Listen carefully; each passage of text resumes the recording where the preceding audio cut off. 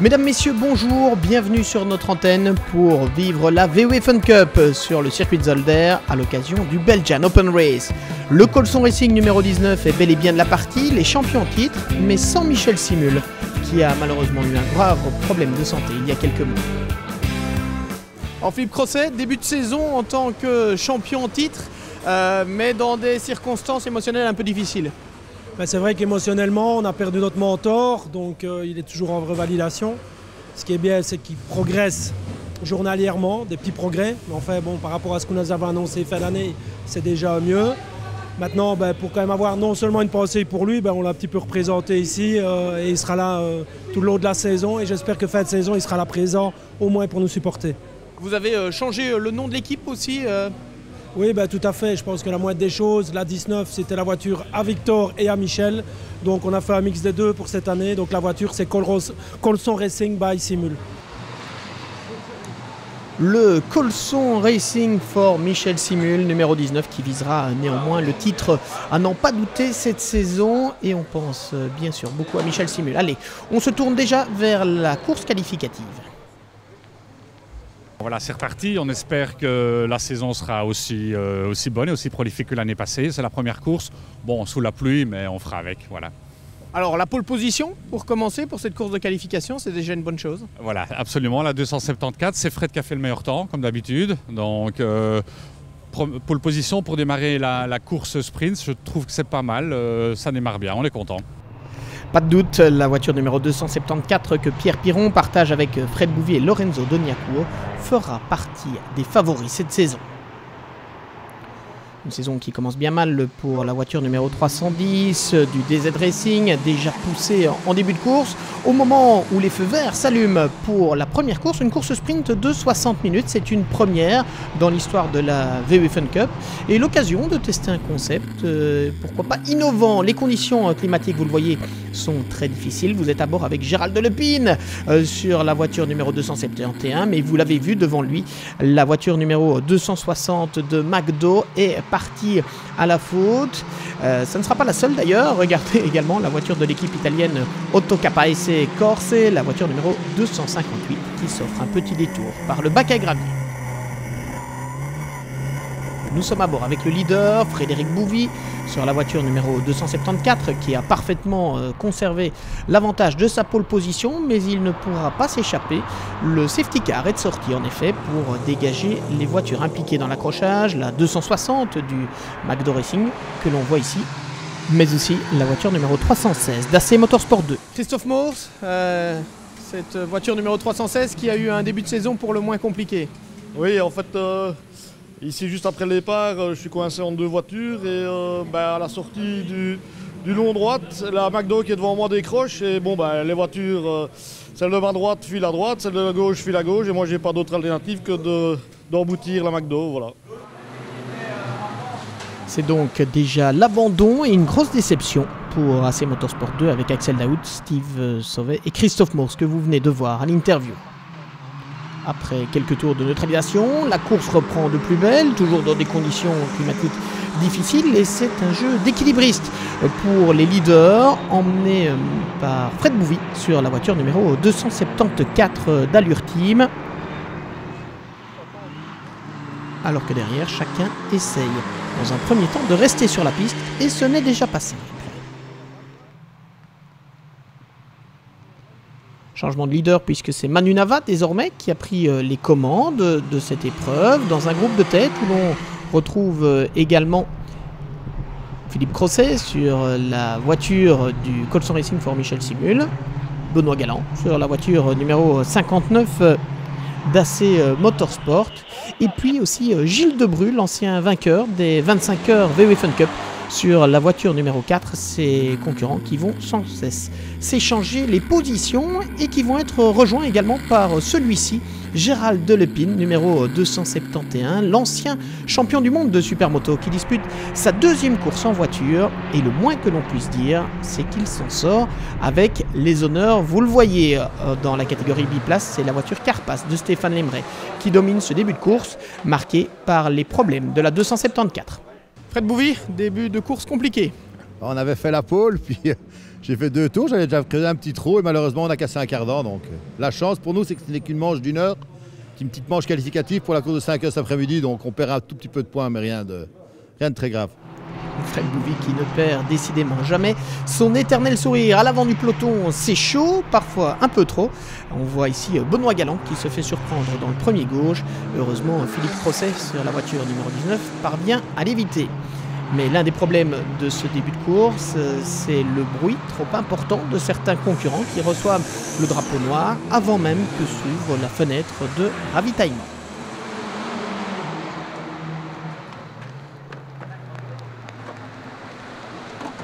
Sur la 274, on est reparti malgré les problèmes rencontrés tout à l'heure par Fred Bouvy, Pierre Piron et Lorenzo Doniacourt en profitant pour bien prendre en main cette VW Fun Cup Evo 3. Ça se passe bien aussi dans le clan de la voiture numéro 4, côté Passion, qui revient à la VW Fun Cup belge, avec Gilles Debru, Bruno Debru, Jean-Pierre Baudard et Stéphane Charlier, qui jouent la victoire dans cette manche qualificative.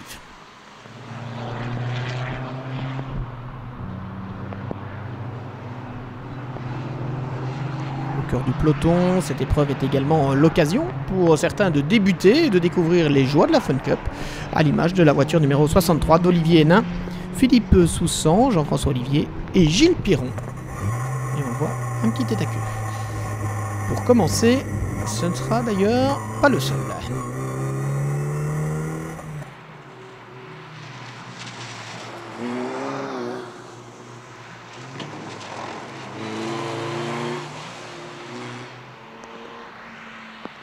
Il faut dire que même pour les pilotes expérimentés, à l'image d'Eric Gressens, les conditions sont difficiles et il faut pouvoir trouver la bonne trajectoire sur une piste grâce à souhait. Un exercice que réussit à la perfection la voiture numéro 4 de Gilles Debru, chargé de terminer la course. C'est parfois limite, vous l'avez vu à la sortie du premier gauche, mais Gilles Debru est le premier à passer sous le drapeau damier.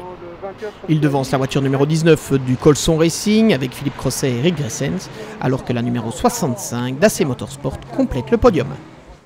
Gilles Debru, victoire donc lors de cette première manche, cette course qualificative. Ouais. Oui, en fait, le drapeau est arrivé beaucoup plus tôt que je pensais, parce qu'on n'a pas l'heure dans la voiture et la visibilité est très mauvaise, donc c'est pas évident de savoir où on en est dans la course. On voit pas bien notre panneau non plus parce qu'on est tout à la fin, au moment où il faut se concentrer sur le freinage. Donc au moment où j'ai vu le drapeau, j'étais un peu surpris, mais très content en même temps. Alors Eric Gressens, belle première manche qualificative, deuxième place à la fin. Oui, deuxième, c'est pas mal. La victoire a été mieux, mais Gilles était beaucoup plus vite que moi, il n'y avait rien à faire. Des conditions difficiles aujourd'hui? Oui, d'habitude j'aime beaucoup la pluie, mais là j'étais un peu paralysé. Là. Certains points de freinage, certains freinages en fait étaient très très glissants. Gérald Delepine, ancien champion du monde de supermoto, des conditions qui vous ont convenu durant cette première manche? Impeccable, les conditions impeccables, seulement un code 60 au deuxième tour et j'étais 10e. Je me suis mis derrière un code 60, on ne peut pas dépasser, donc je sais pas, lui il était à 58, apparemment les 8 premiers à 60, donc on s'est fait prendre toute la ligne droite d'avance, donc j'ai dû récupérer, j'ai pris beaucoup de risques pour faire 4e ici, donc belle course. Belle course en effet pour Gérald Delepine, l'un des grands monsieur de cette course de qualification, remportée par la voiture numéro 4 de côté Passion devant le Colson Racing, AC Motorsport, Leader Racing avec Gérald Delepine et Acom Racing. Mais l'un des problèmes de cette course qualificative, ça a bien évidemment été le bruit. Bien, oui, effectivement, c'est un petit souci que l'on rencontre ici. Bon, il faut savoir que le bruit sur les circuits est aujourd'hui une donne que l'on vit tous les jours. Il y a des week-ends avec bruit, c'est-à-dire au-dessus de 95 décibels, des week-ends sans bruit, comme on appelle ça, c'est-à-dire 95 décibels maximum. C'est le cas de ce week-end, tout le monde avait été prévenu. De notre côté, en tant qu'organisateur et avec notre partenaire WRT, on a fait beaucoup d'essais et on était pile en dessous de 95 dB, même à 93. Il fait qu'aujourd'hui, certaines voitures sont un peu au-dessus. Il faut savoir que ce bruit est influencé aussi par les conditions climatiques, par le vent, par un tas de choses, et c'est très sensible, donc certaines voitures sont au-dessus. Bon voilà, on ne va pas résoudre ça ici sur le terrain. Je pense que c'est vrai que c'est un peu une tempête dans un verre d'eau, c'est pas bien grave. Je pense que les pilotes ont compris qu'il faut lâcher le pied à certains endroits, gérer ça et puis de trouver enfin, nous tous ensemble, une solution pour la fin de saison. Ce qui est important aussi, c'est que ces week-ends sans bruit coûtent forcément beaucoup moins cher pour l'organisateur et donc de facto pour les pilotes et pour les équipes qui s'engagent. Oui, absolument. Bon, il y a deux choses. D'abord, on est un championnat de Belgique national. Il est important de venir à Zolder, le côté néerlandophone du pays. C'est le seul circuit du côté néerlandophone du pays. Deuxièmement, effectivement, les meetings avec bruit sont nettement plus chers. C'est-à-dire tout simplement, on parle du simple double. Et on est en VOE Fun Cup, c'est-à-dire Fun et Cup, c'est-à-dire c'est aussi l'ABC du sport automobile. Après une bonne pause de midi, on revient sur la grille de départ avec notamment en 3e position François Godard. Belle première manche qualificative pour vous, terminé au 3e rang. Merci, oui, effectivement. Donc on a roulé à deux, Sébastien et moi, dans les conditions qu'on n'affecte pas spécialement sous la pluie, mais bon voilà, faire avec. Bon, on a eu un bras de réussite puisque je pense qu'il y a quelques voitures et quelques sérieux candidats qui ont eu des soucis, mais enfin bon voilà. On est 3e, on part 3e sur la grille et on va essayer de faire aussi bien cet après-midi. Lauréate de la course de qualification, la voiture de Côté Passion de Gilles Debru et Bruno Debru, Jean-Pierre Baudard et Stéphane Charlier est malheureusement exclue suite au problème de bruit lors de cette première course. Et c'est donc de facto la numéro 19 du Colson Racing qui se retrouve à l'avant du peloton au moment où elle donnait le départ de la course principale, une course prévue sur 5 heures. Les conditions climatiques, vous le voyez, ne sont pas meilleures qu'en première manche avec toujours énormément d'eau sur la piste. Philippe Crosset vous emmène à bord de la voiture numéro 19 du Colson Racing for Michel Simon.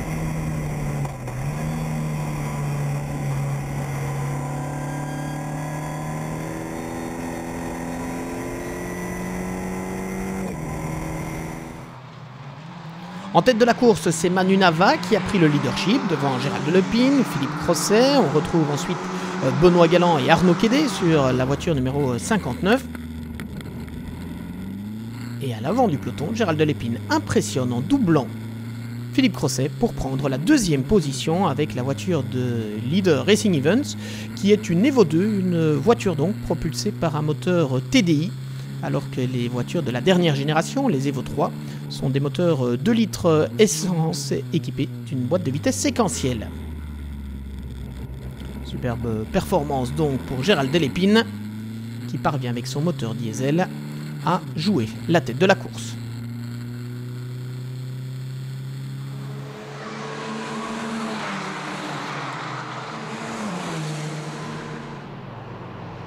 À l'arrière, on note aussi l'excellent début de course de Lorenzo Doniacuo qui revient en 2 tours à la 6e position, lancé à la poursuite notamment de Benoît Galland sur la voiture numéro 59. Manu Nava, Gérald Delepine, Philippe Crosset et derrière la lutte qui oppose donc Benoît Galland et Lorenzo Doniacuo. On note aussi l'excellent début de course sur la VE Fun Cup Evo 1, la toute première génération de Dan de Skipper, Maxime de Bersac et Yves de Bersac sur la voiture numéro 132 de De Bersac DDS qui débute bien ce début de course. Et on passe nous une petite pause, on revient vers vous.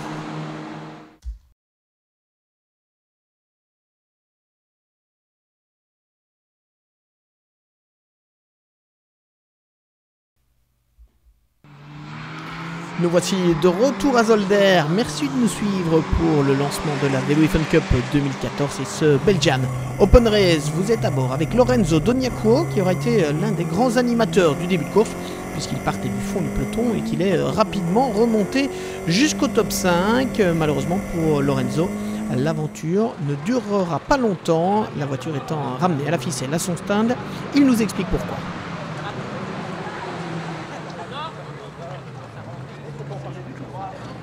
Lorenzo Doniacuo, superbe début de course et puis que s'est-il passé? Il y a une voiture qui s'est mise juste devant moi au freinage du premier virage. Il a freiné super tôt, j'ai essayé de l'éviter mais les roues étaient déjà bloquées à l'avant donc j'ai rien su faire. Je l'ai percuté l'arrière, j'ai cassé mon radiateur et là la voiture apparemment elle s'est coupée, on ne sait pas si c'est le moteur ou si c'est une sécurité. Mais voilà, c'est l'abandon quoi. Une grosse déception assurément pour l'équipe Allure Team de Bouvi, Doniacuo et Piron qui espérait bien mieux de ce début de saison. En tête de la course, la lutte fait rage entre Gérald Delepine sur la numéro 271, Philippe Crosset sur la voiture du Colson Racing, mais aussi Manu Nava sur la voiture numéro 278 d'Acom Racing, with LVR, l'autre voiture du team, le LVR Racing by Acom, la 279, avec Lionel Van Der Kam, David Nevers, Sébastien Noul et Christophe Niraballet qui rentrent à l'instant pour son premier ravitaillement et changement de pilote. Au cœur du peloton, les incidents et autres péripéties ne manquent pas, à l'image de cette journée porte ouverte organisée par la voiture numéro 40 d'Allure Team avec Yves Noël, Olivier Morlet et Charles-Antoine Astir. On note le bon début de course de la voiture numéro 44 du MTE Jack Motors qui pointe aux portes du top 5, juste derrière la 132 de Bursac DDS. La numéro 65 d'AC Motorsport qui occupe la 5e position après une heure de course. On vous embarque avec Sébastien Rion.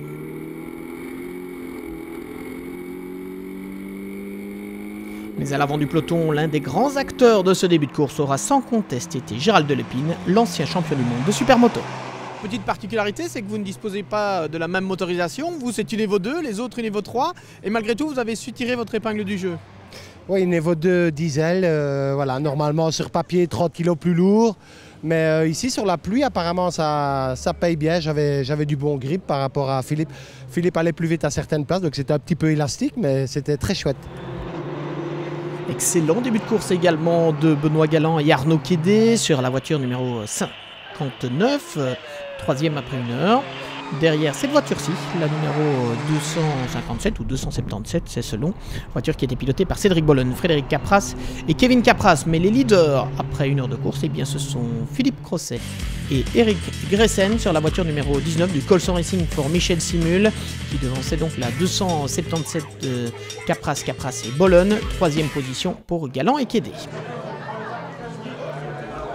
Après son excellent début de course qu'il avait vu revendiquer la première place, Manu Nava revient au stade avec un radiateur troué.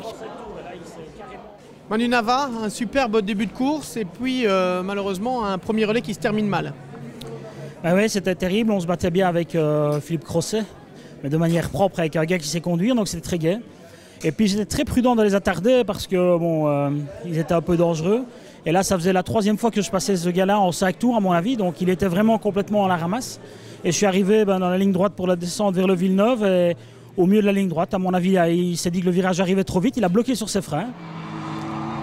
Un incident, comme il en arrive beaucoup, généralement, dans les courses de VFN Cup. Mais ça fait partie du jeu. Petite lame avant cassée pour la numéro 259 de Jean Bignalet et Gauthier Nguish. Alors que la 310, après ses ennuis du début de journée, a pu repartir avec Sébastien Dorkel, Amine Zegouani et Jean-Yves Wilzer.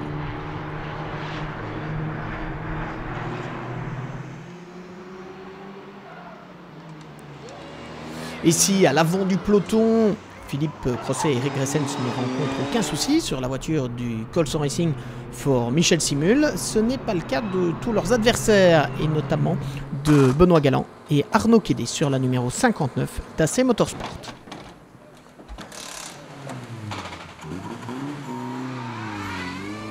Que se passe-t-il?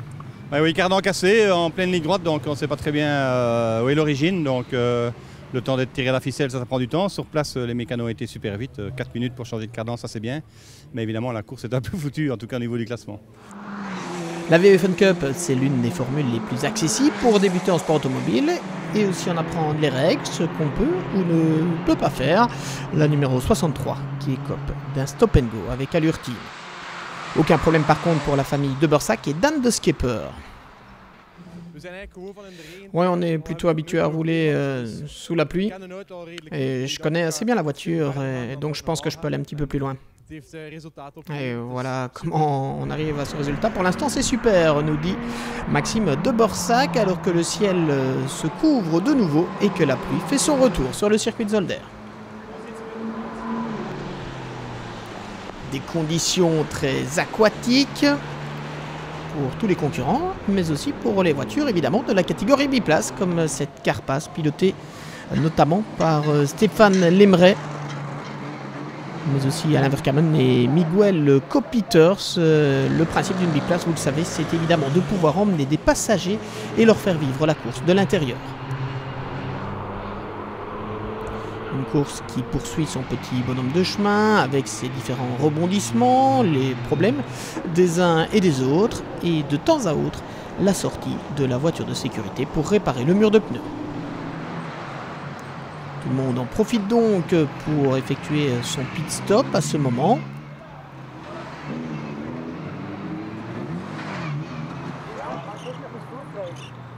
Et on retrouve de nouveau la numéro 132 de la famille de Bursac avec Yves de Bursac, le papa, qui prend cette fois le volant.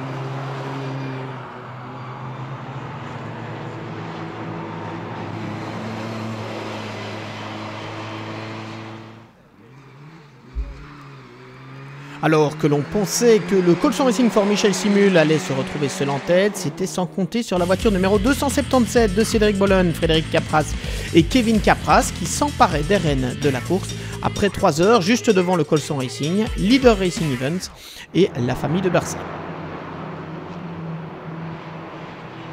Vous avez repris la tête là un peu après la mi-course. Oui, c'est assez chaud en effet, mais c'est très amusant car Eric est très correct sur la piste. Je pense qu'on l'est tous les deux et qu'on s'amuse très fort. S'il y a bien une voiture que l'on n'attendait pas à pareille fête, c'est la voiture numéro 2 de Philippe Denis, Kevin Hambourg et Maxime Lieutenant.